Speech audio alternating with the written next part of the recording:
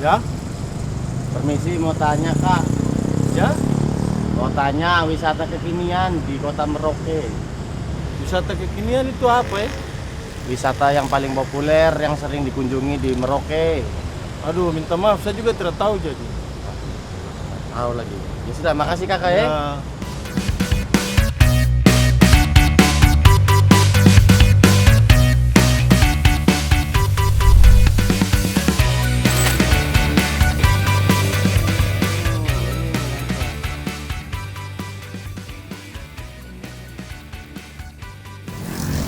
Wisata kekinian di Kota Merauke.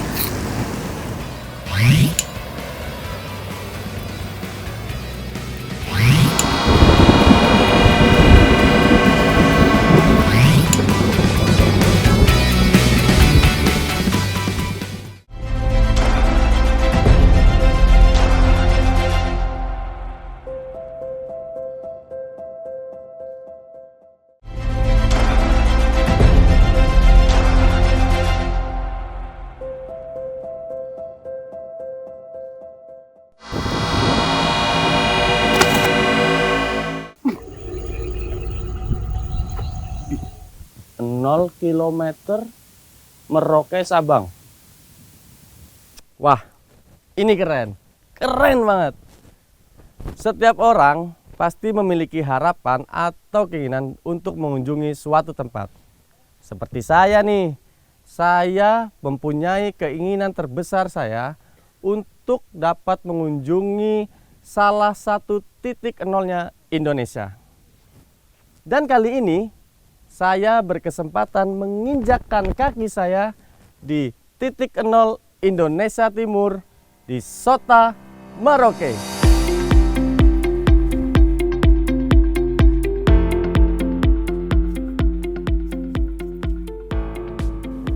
Titik 0 km Merauke Sabang adalah batas paling timur Negara Kesatuan Republik Indonesia.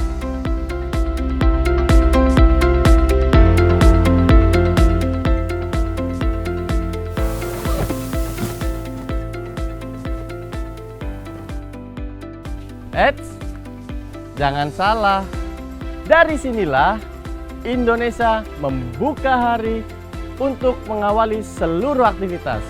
Keren kan? Tugu titik nol di Indonesia bagian timur ditetapkan dan dibangun di Kecamatan Sota, yang mana masih dalam satu kawasan dengan pos lintas batas negara PLBN Terpadu Sota. Keduanya menjadi ikon destinasi wisata perbatasan di Kabupaten Merauke.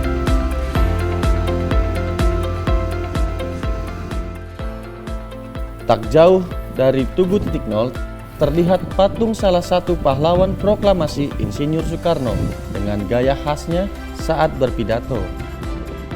Patung tersebut menjadi ikon sekaligus pengingat bagi generasi masa kini akan perjuangan para founding fathers mewujudkan kemerdekaan bagi NKRI.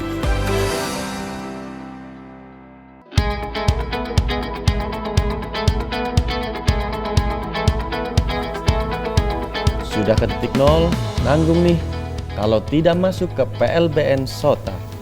Kalau kata orang-orang, belum sampai Merauke kalau belum ke titik nol dan PLBN Sota. So, yuk kita masuk ke PLBN Sota.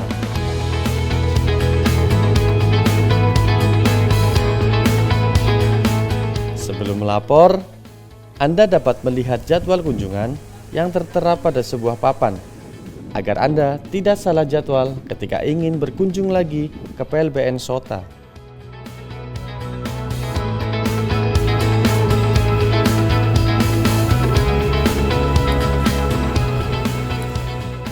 Untuk dapat masuk ke area PLBN Sota, pengunjung tidak dikenakan biaya, namun wajib melapor ke pos jaga. Ini PLBN Sota ini bagaimana ya Pak kira-kira prosedurnya?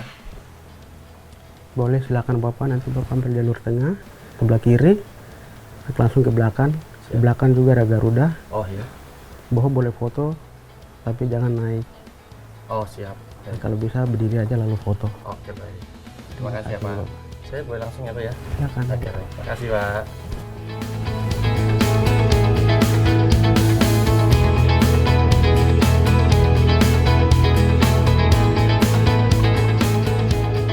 PLBN Sota mulai dibuka untuk umum setelah diresmikan Presiden Joko Widodo pada tanggal 3 Oktober 2021.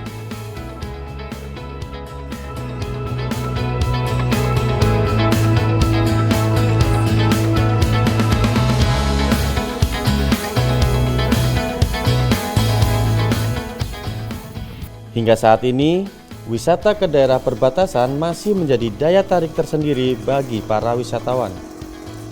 Karena sensasi berada di titik terluar batas NKRI dengan negara tetangga.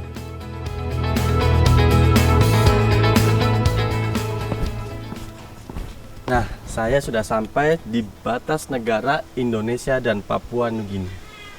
Batas negaranya cuma dibatasi oleh pagar hitam ini ya. Jadi ini sudah merupakan batas negaranya antara Indonesia dan Papua Nugini.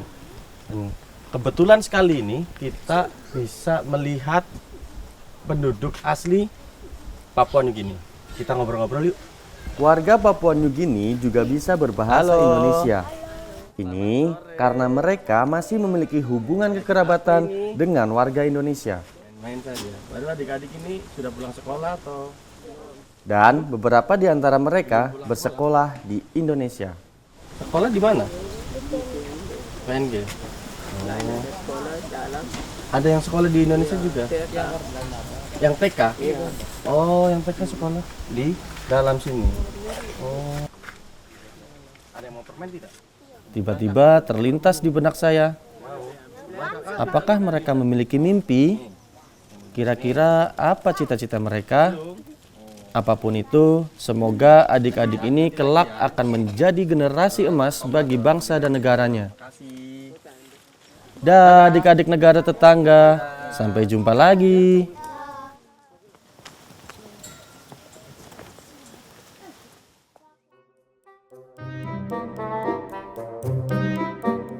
Eits, sebelum meninggalkan PLBN Sota, ada yang ingin saya tunjukkan nih. Kali ini saya akan menunjukkan sesuatu buat kalian. Apa itu?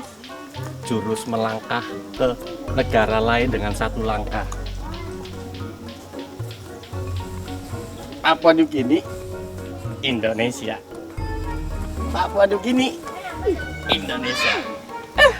Setidaknya kakiku udah nginjak luar negeri. Jangan lupa dicoba ya kalau berkunjung ke PLBN Sota.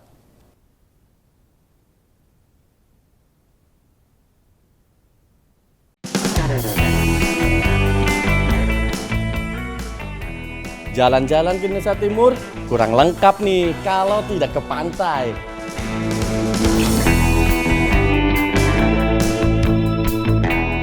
Untuk menikmati suasana senja di Pantai Lampu 1, tidak ada biaya tiket masuk alias gratis.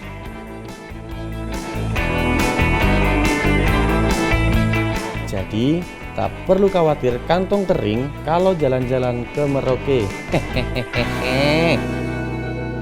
Kopi sekarang duduk, guys.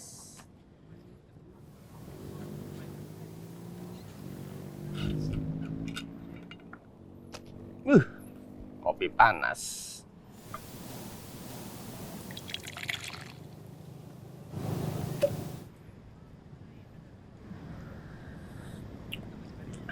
Nikmat apa?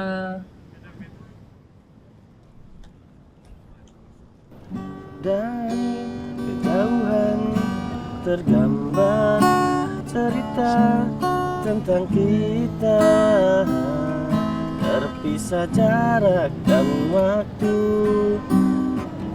Ingin kuungkapkan rindu lewat kata indah. Di penghujung hari, saya memilih menikmati keindahan pancaran sinar matahari yang perlahan menyembunyikan diri dalam cakrawala. Sekadar kata, dunia berhenti sejenak menikmati indahmu.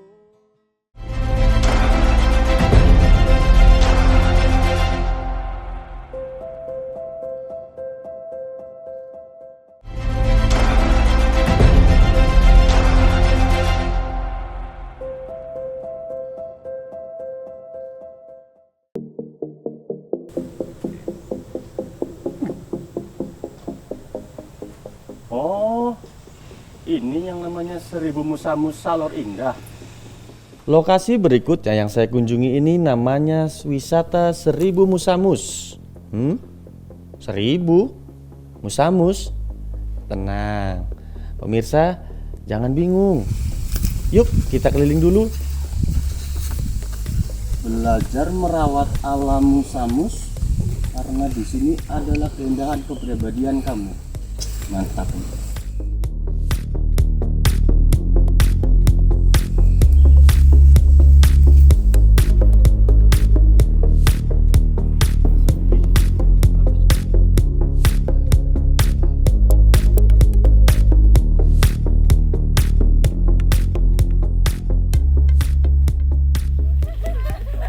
Pengunjung kerap menyebut Musamus dengan sebutan rumah semut karena banyaknya semut di sekitar Musamus ini. Tapi jangan salah, rayaplah yang membangun Musamus. Si semut mah cuma numpang main saja.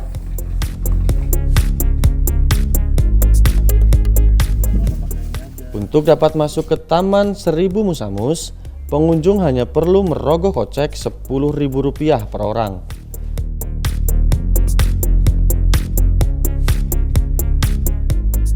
Taman Seribu Musamus paling ramai dikunjungi dari siang hari hingga memasuki waktu senja. Oke, nama sudah jelas kan? Sekarang kita coba buktikan. Betul ada 1000 kah?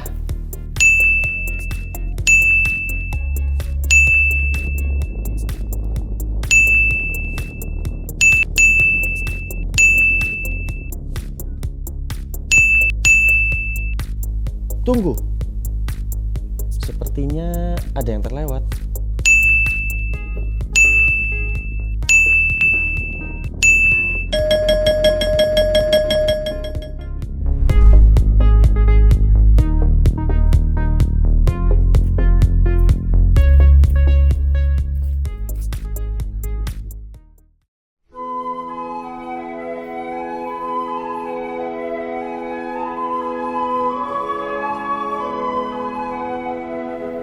Banyak aktivitas yang dapat Anda lakukan di Taman Seribu Musamus. Jika Anda datang bersama orang terkasih, Anda bisa bermain petak umpet manja bersama doi.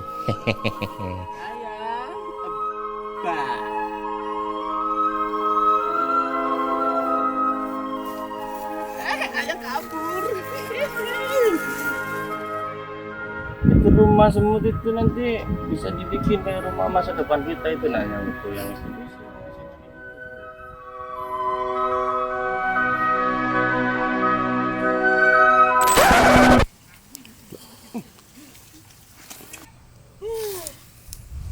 Kirain beneran, malah cuma mimpi. Lanjut lagi aja lah. Atau jika Anda jomblo seperti saya, daripada meratapi nasib, lebih baik mengagumi kebesaran Sang Pencipta yang telah menganugerahkan kemampuan kepada hewan sekecil rayap untuk membangun sarangnya yang jauh lebih besar dari dirinya.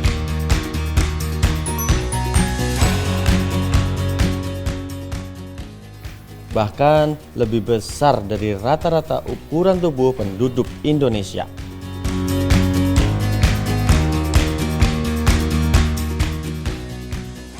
Bagi saya, Musamus adalah mahakarya yang sangat luar biasa yang hanya bisa dilihat di Kota Merauke, Provinsi Papua Selatan, Indonesia.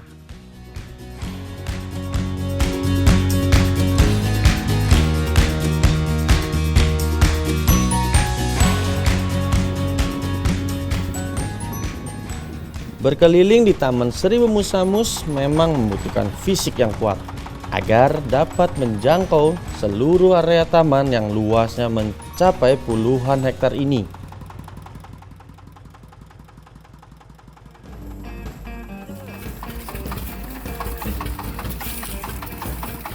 Tapi jangan khawatir, Anda juga dapat berkeliling Taman Seribu Musamus dengan naik kendaraan hasil modifikasi penduduk lokal yang disebut gerandong. Aslinya mana mas? Aslinya mana mas? Dari Papua aja. Dari Papua ya.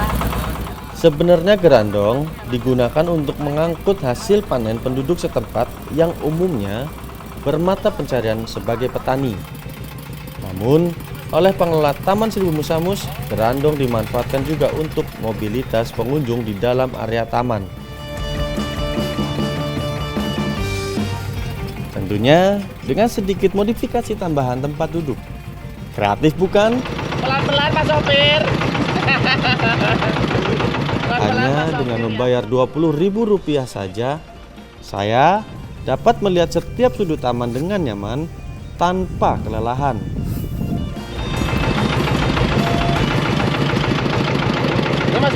Sesekali, saya juga mendapat kejutan sensasi off-road yang memicu adrenalin. Yo, maju terus, pantang mundur bang! Mantap deh. Bagi penduduk setempat, Musamus ini dimaknai sebagai buah kerja keras yang seyogyanya dapat dilakukan oleh siapapun dengan segala keterbatasan fisik maupun hal lain yang dimilikinya. Tak banyak yang tahu bagaimana proses si Rayap membangun rumahnya. Namun darinya, kita perlu belajar tentang kerja keras dalam diam untuk menghasilkan mahakarya alam Merauke yang disebut Musamus. Sesuai dengan filosofi yang terinspirasi dari karyanya, jangan tanya kerjaku, tapi lihatlah karyaku.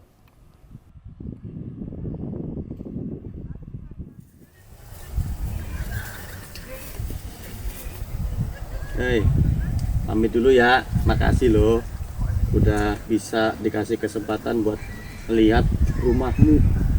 Oke?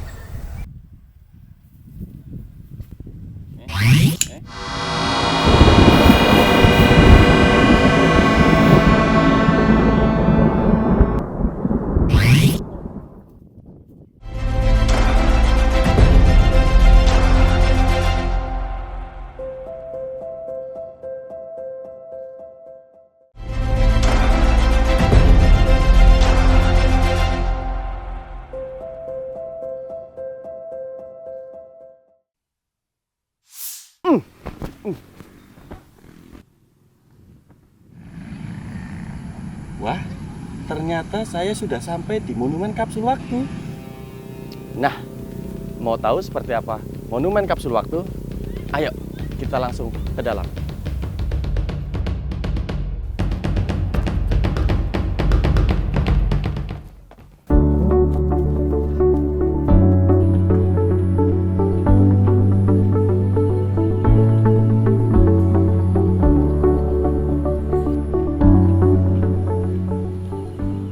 Monumen Kapsul Waktu didirikan di atas lahan seluas 2,5 hektar. Dengan 5 pintu yang melambangkan 5 suku asli dari Merauke, yakni suku Malin, Muyu, Mandobo, Mapi, dan Auyu. Monumen Kapsul Waktu menyimpan 7 impian besar anak-anak Indonesia.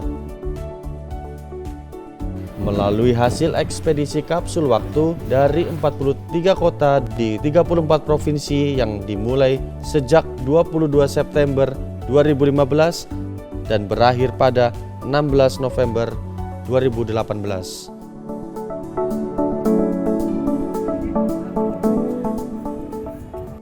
Ketujuh impian besar anak-anak Indonesia tersebut disimpan dalam sebuah tugu yang berbentuk seperti kapsul dan akan dibuka pada tahun 2085.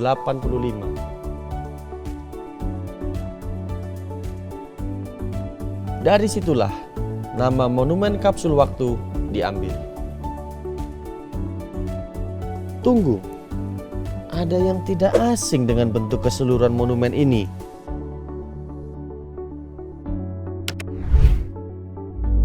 Ya, benar sekali. Bentuknya yang unik terinspirasi dari desain logo Avengers, sehingga masyarakat setempat sering menyebutnya Markas Avengers. Saat meresmikan monumen ini pada 16 November 2018, Presiden Joko Widodo berpesan bahwa pembangunan monumen ini memiliki makna agar masyarakat Indonesia memiliki jiwa dan semangat juang yang sama dengan para Avengers yang berjuang menggapai mimpinya untuk melindungi umat manusia.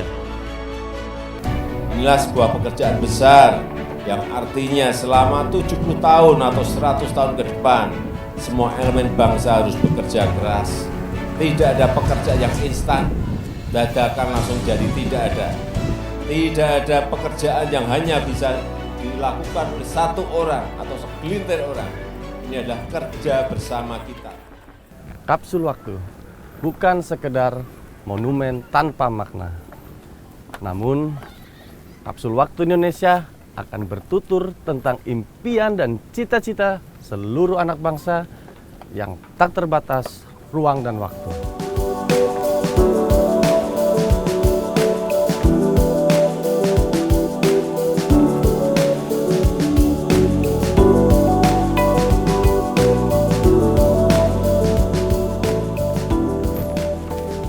Dan tentu saja, waktulah yang akan menjadi saksi terwujudnya mimpi seluruh anak Indonesia dari Sabang sampai Merauke di tahun 2085.